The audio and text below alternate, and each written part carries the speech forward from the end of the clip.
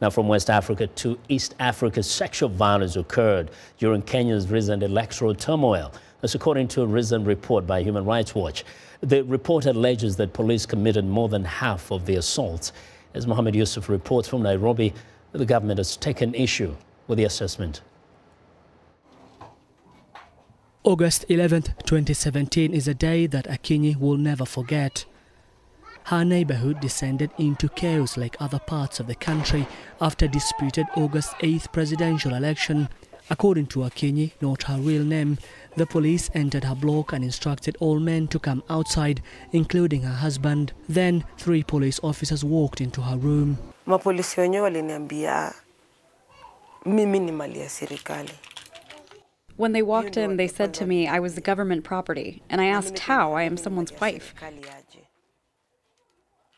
They hit me with a baton twice. That's when I knew they were serious. Another one grabbed and tore my blouse, saying to me, "You will know how you have become the government property." Then they raped me.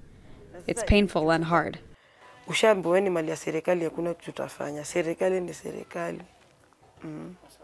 Akinyi is not alone. The human rights organization has documented 71 cases of rape, and it says the true number may be even higher. Agnes Odhiambo is a senior women's researcher at Human Rights Watch. The research really did not set out to determine the exact number of people who were raped during this period, but just to look at patterns of the violence, and the state's response to the violence.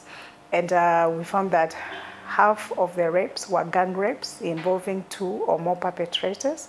And actually about half of these rapes were also perpetrated by police or men in uniform. Government spokesman Eric Kiraithe refused the allegations. All the cases will be looked at and investigated. But I can assure you,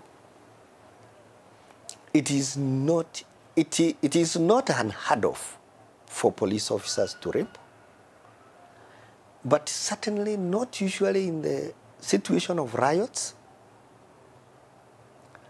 In the situation of riots, and I read the description, that report is based on fabricated evidence, mainly. As for Akinyi, she doesn't know when or even if she will get a fair hearing in court. She said she has been self-medicating with alcohol to deal with the trauma of that day.